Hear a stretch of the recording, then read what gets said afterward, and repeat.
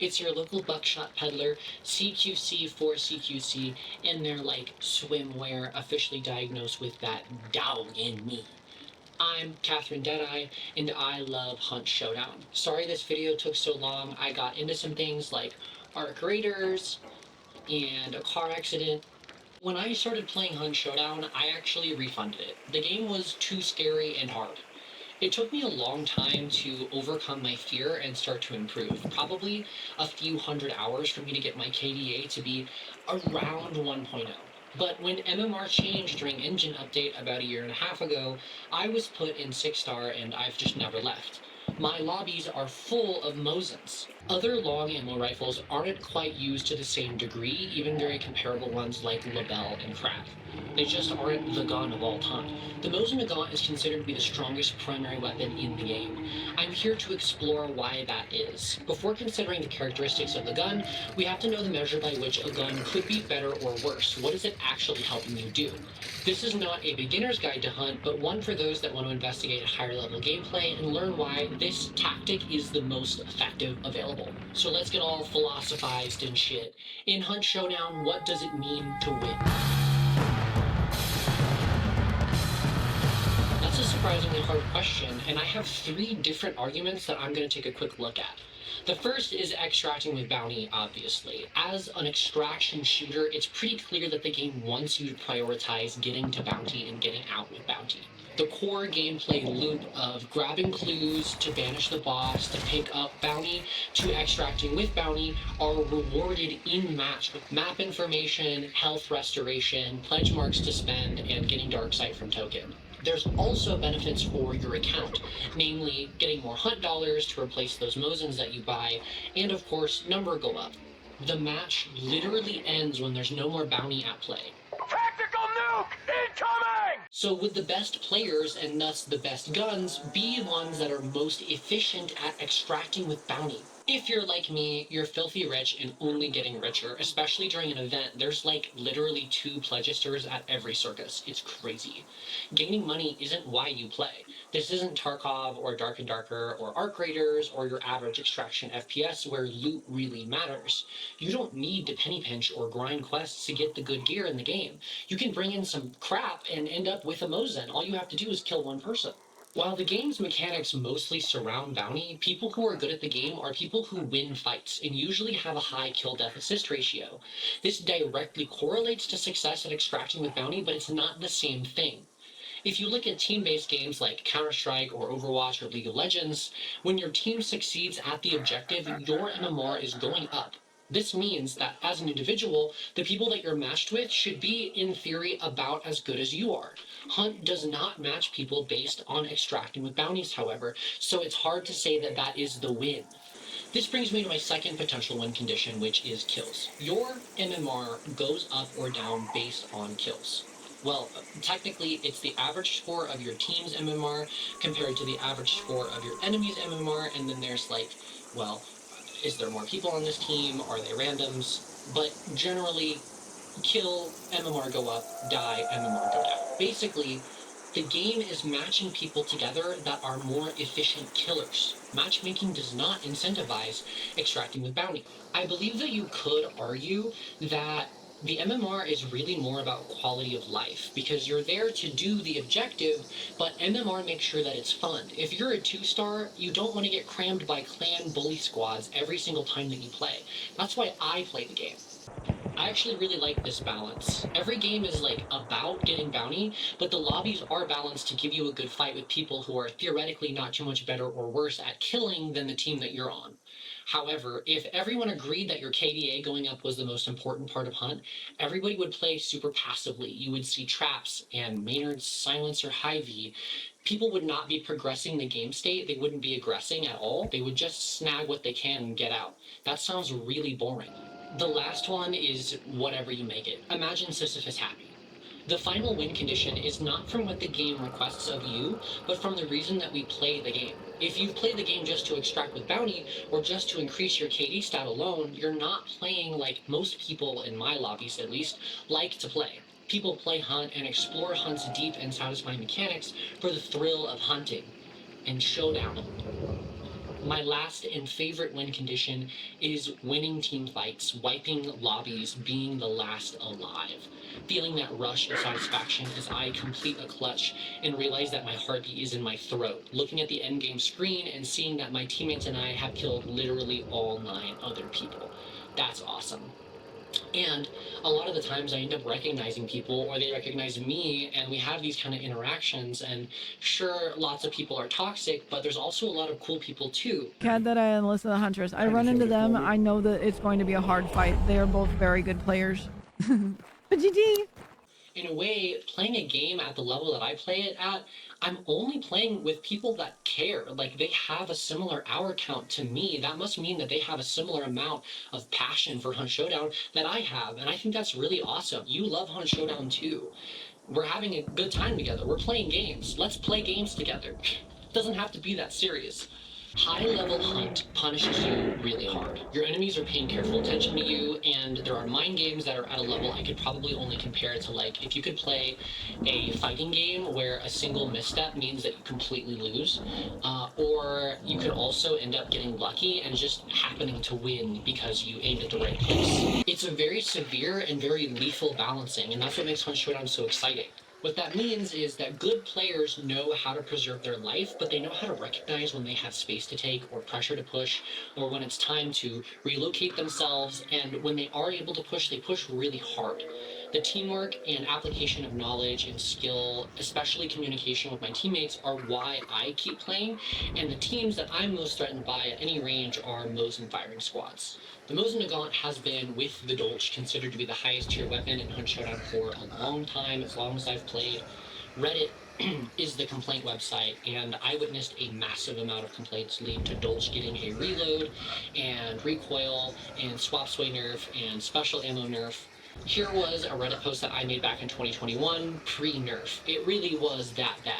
Dolch is still a fast-firing 440 meters per second medium-ish ammo pistol with a 10-round clip reload, and it's still abundantly obviously the best pistol. I have not seen that level of complaint about Mosin. As a 3-slot, there are a lot of weapons with higher fire rates or some with more damage, a lot of comparable weapons that you might think beat out the Mosin, like Krag or Cyclone or Nitro or even Avto, but they just don't. They're not the gun of all time. Mosin is the standard.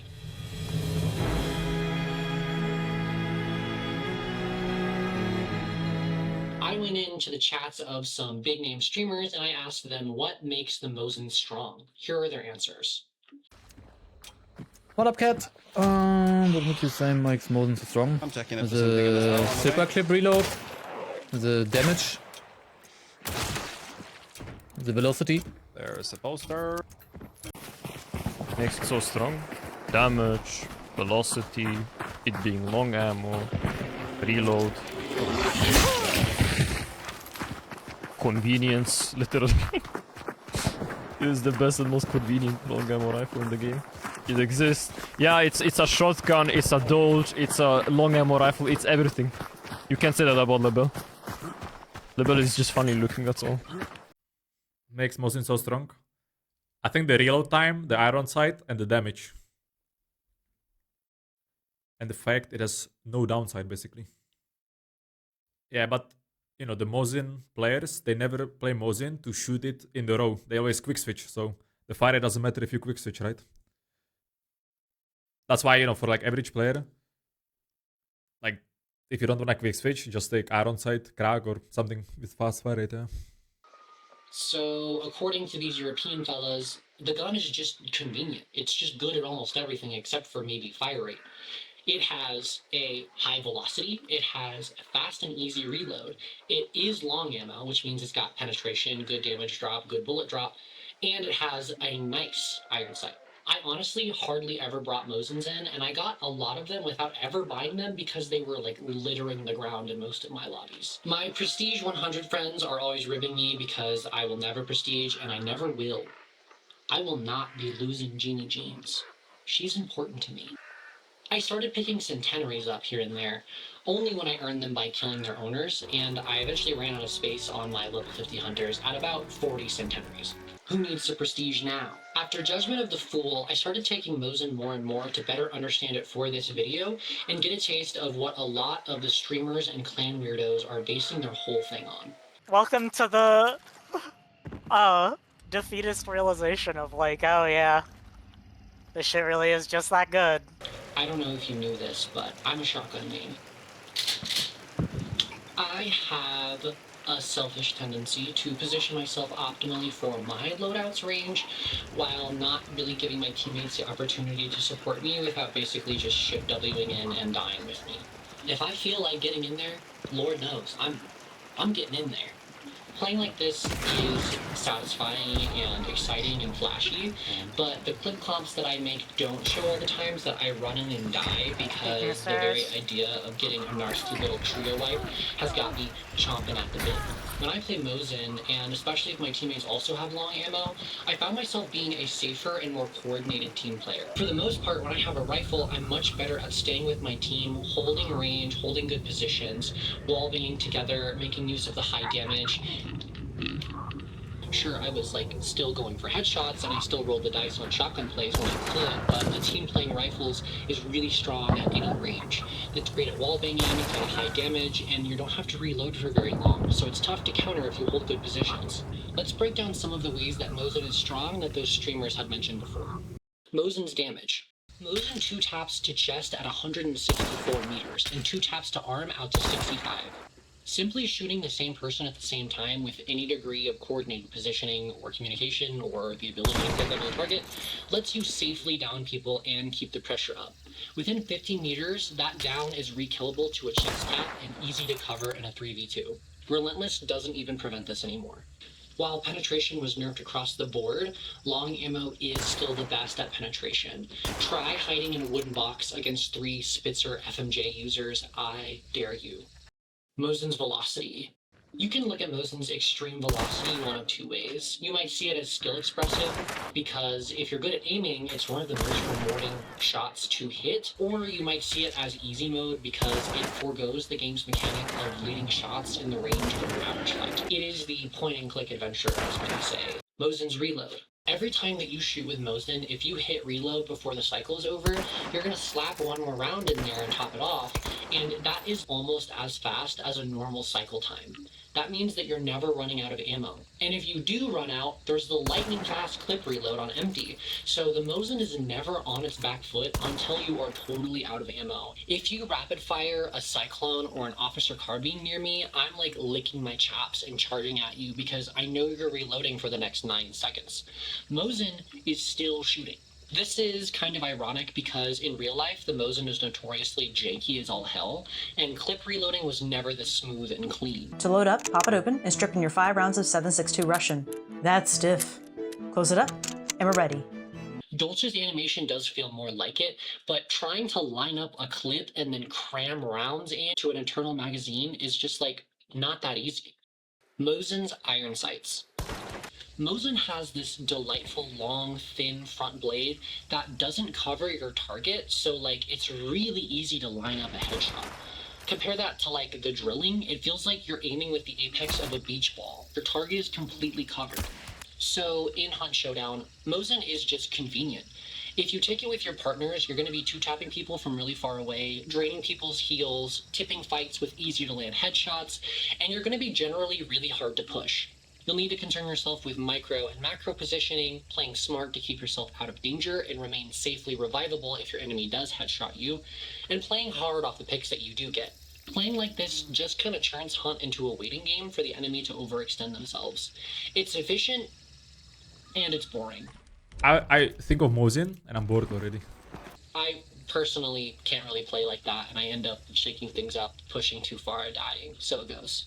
I also ended up playing a ton of Mosin Obres. Being able to run an actual Mosin with some dualies, or a shorty shotgun, or even a Dolce P if I'm feeling mean is like crazy strong on a fresh hunter. And Quartermaster even lets me take a good shotgun like Slate, or the Terminus. I love shotguns.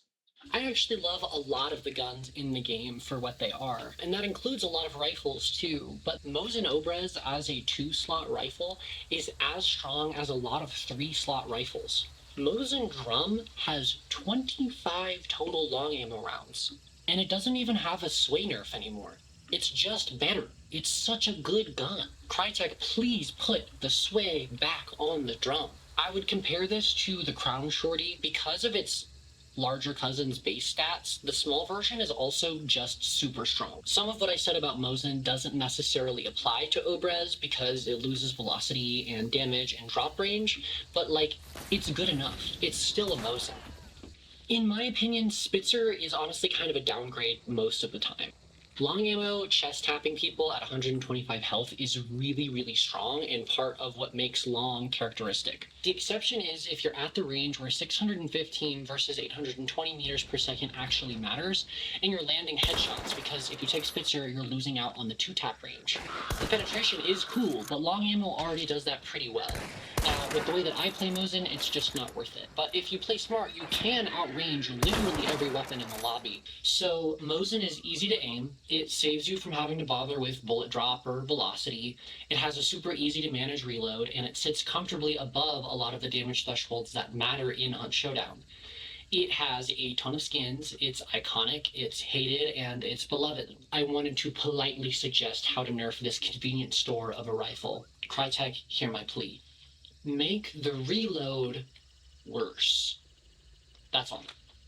Reload did a lot to ease the domination of the Dolch, and it would be meaningful on Mosin without watering down its character. Dolch was nerfed in quite a few ways in 2021, but namely the reload times were doubled.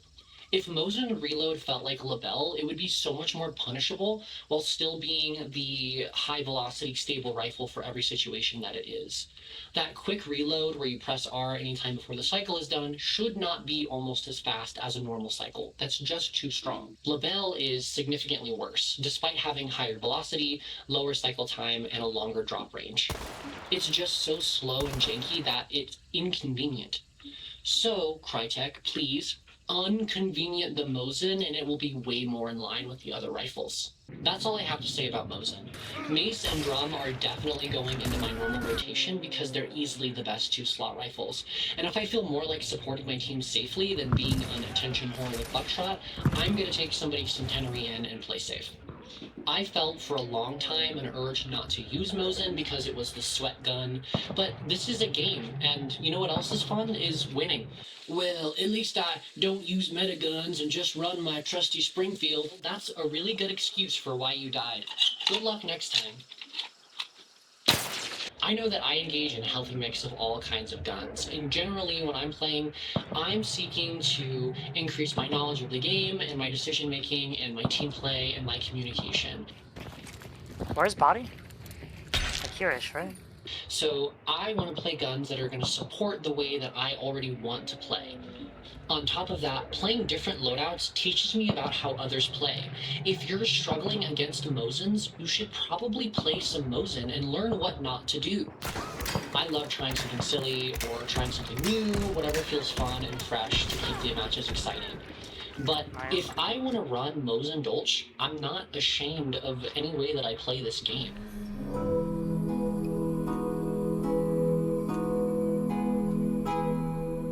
Mistakes or successes, wins or losses, everything can be a learning opportunity if that's how you approach it. Worst case scenario, I got the opportunity to play my favorite game with my friends. I love Hunt Showdown. That's the end of my analysis. Here are some highlights from my time with Mosin.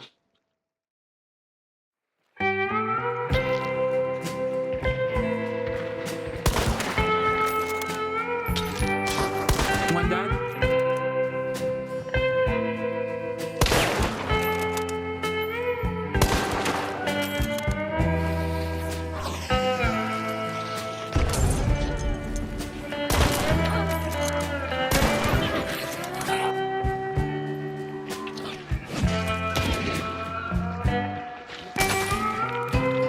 Back on the run, back to the blue. Winning is fun, losing is too.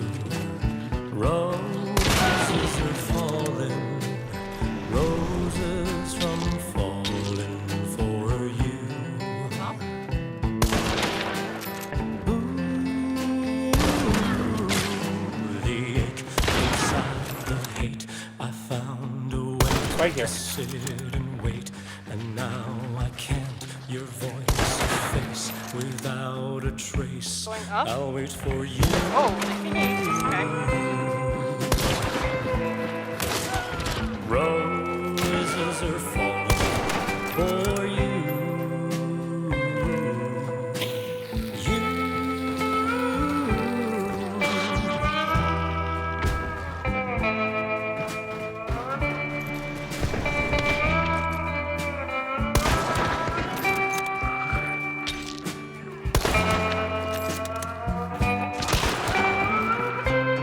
Under your skin, over the moon. Don't let me in.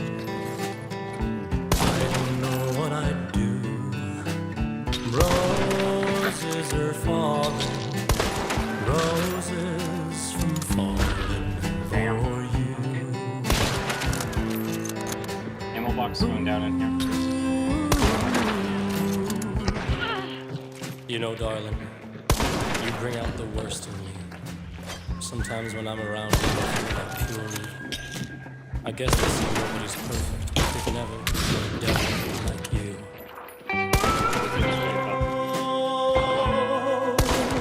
Roses are falling for you. Roses are falling for you. Roses are falling for you.